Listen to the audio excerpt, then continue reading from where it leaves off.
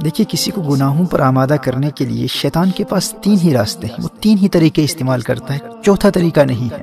یا تو شیطان براہ راست آپ پر حملہ کرے گا، یا نفس کے ذریعے آپ پر حملہ کرے گا، یا آپ کی بری صحبت کے ذریعے آپ پر حملہ کرے گا۔ دیکھیے آپ اپنے دوستوں کے ساتھ بازار میں جا رہے ہیں اور اچانک سڑک کے اس پار آپ کی نظر ایک عورت پر پڑتی ہے، آپ اللہ جل وعلا کے خوف سے اپنی نظریں جھکا لیتے ہیں۔ اب شیطان آپ کو بہکانے کے لیے ان 3 طریقوں میں سے ایک طریقہ اختیار کرے گا۔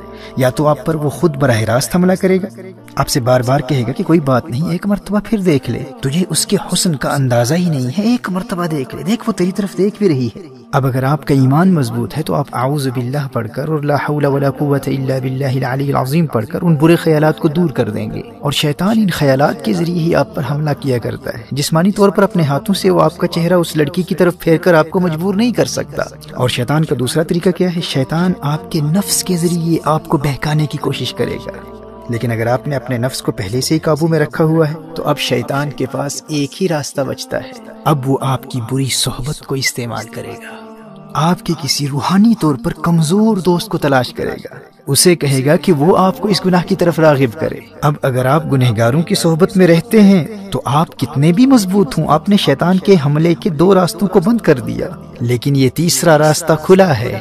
آپ کے دوستوں کے ذریعے شیطان آپ تک بار بار پیغام پہنچاتا رہے گا، ارے ایک مرتبہ تو دیکھ لے، دیکھ وہ تیری طرف دیکھ رہی ہے، دیکھ اسی طرف آ رہی ہے۔ اور یہ کوئی بھی گناہ ہو سکتا ہے۔ ایسے دوست کہتے ہیں آج نماز قضا ہو گئی تو کیا فرق پڑتا ہے بھائی، دیکھ انتہائی لذیذ کھانا پکا ہے، روزہ توڑ دے، بعد میں کفارہ دے دینا، قضا کر لینا، کسی کو کیا پتا چلے گا کون دیکھ رہا ہے۔ اچھا آج سگریٹ پی لے، ڈرگز لے لے، کسی کو دھوکہ دے دے، جھوٹ بول لے، غیبت کر لے۔ والدین کی ہر بات ماننا ضروری نہیں ہوتا، اب تو بڑا ہو گیا ہے، بچہ نہیں ہے۔ مجھے بھی اپنے والدین سے بہت محبت ہے لیکن میں ان کی ہر بات تھوڑی نہ مانتا ہوں۔ اچھا آج چلتے ہیں، آج مووی دیکھ لیتے ہیں۔ اچھا تو مجھے مل نہیں سکتا تو کوئی بات نہیں، میں تجھے لنک بھیج دیتا ہوں لیکن مووی دیکھنا ضرور۔ تو بری صحبت کے ذریعے آپ گناہوں میں مبتلا ہو جائیں گے۔ شیطان آپ کے ارد گرد برے دوستوں کو تلاش کرتا رہتا ہے، اور اگر آپ کا کوئی برا دوست ہی نہیں ہے تو شیطان ہار جائے گا، آپ جیت جائیں گے۔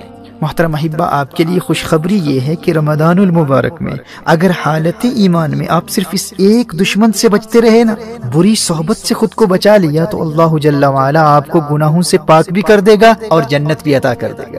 نبی کریم صلی اللہ علیہ وآلہ وسلم نے ارشاد فرمایا، رمضان میں شیطان کو قید کر دیا جاتا ہے، صفدت الشیاطین، آپ کا پہلا بڑا دشمن بند ہے، شیطان خود بے بس ہے، وہ کچھ بھی نہیں کر سکتا، اور دوسرا دشمن آپ کا نفس ہے، نفس۔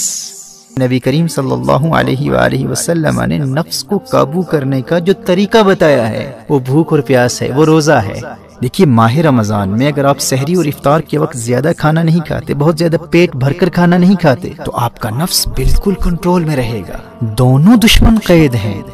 اب اگر آپ مغفرت چاہتے ہیں، جنت میں جانا چاہتے ہیں، تو ماہ رمضان میں صرف اس ایک دشمن سے اپنے آپ کو بچا لیں۔ گناہوں کی طرف راغب کرنے والے، گناہوں کی دعوت دینے والے ہر دوست سے رابطہ مکمل طور پر منقطع کر دیں۔ برے دوستوں کو بتلا دیں، کیا دیکھتے نہیں کتنے ہنستے کھیلتے نوجوان ماہ رمضان سے قبل ہی موت کا شکار ہو چکے ہیں۔ جانے آئندہ رمضان تک یہ زندگی وفا کرے نہ کرے، میں زندہ بھی ہوں یا نہ ہوں، میں تمہارے لیے سب کچھ کر سکتا ہوں لیکن اپنی آخرت کا سودا نہیں کر سکتا۔ رمضان المبارک میں مجھ سے ملنے کے بارے میں سوچنا بھی نہ۔ محترم احبہ، اگر مغفرت چاہتے ہیں تو کم از کم رمضان المبارک میں ایسے تمام دوستوں سے مکمل دوری اختیار کر لیجئے۔ اگر اپنا نمبر چینج کرنا پڑے تو کر دیں، سم کارڈ پھینکنا پڑے تو پھینک دیں، اور علیاذ باللہ اگر کسی غیر محرم لڑکی کا نمبر آپ کے فون میں ہے تو فوراً بلاک کر دیں۔ سوشل میڈیا پر، ٹویٹر پر، انسٹاگرام پر، فیس بک پر انفرینڈ کر دیں۔ شیطان کے براہ راست حملوں کا سلسلہ بند ہے، اور بھوک اور پیاس کے ذریعے، روزے کے ذریعے نفس بھی قابو میں، بس ایک ہی راستہ کھلا ہے، وہ بری صحبت کا ہے۔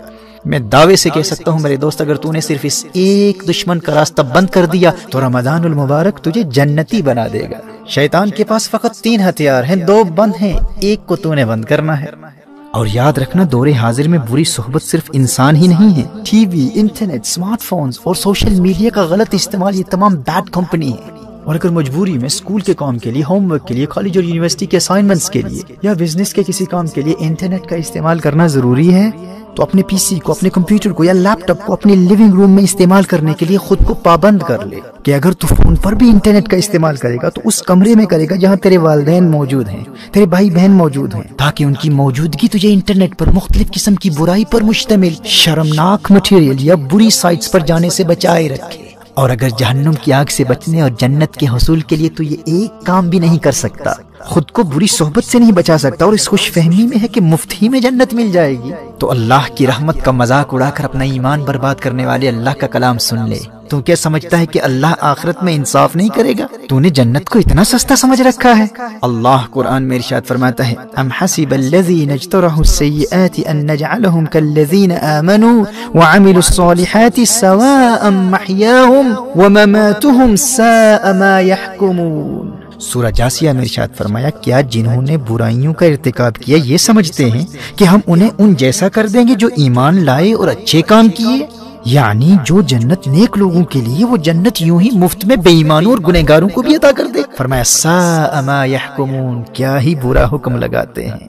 میرے دوست ہوش کے ناخن لے، قدر کر تو اللہ کے اس پیارے مہمان کی کہ اس نے تیرے لیے کامیابی کا راستہ کتنا آسان کر دیا ہے۔ دونوں جہانوں کی کامیابی کے لیے اس میں تو نے فقط ایک دشمن کا مقابلہ کرنا ہے، تو نے صرف بری صحبت سے بچنا ہے۔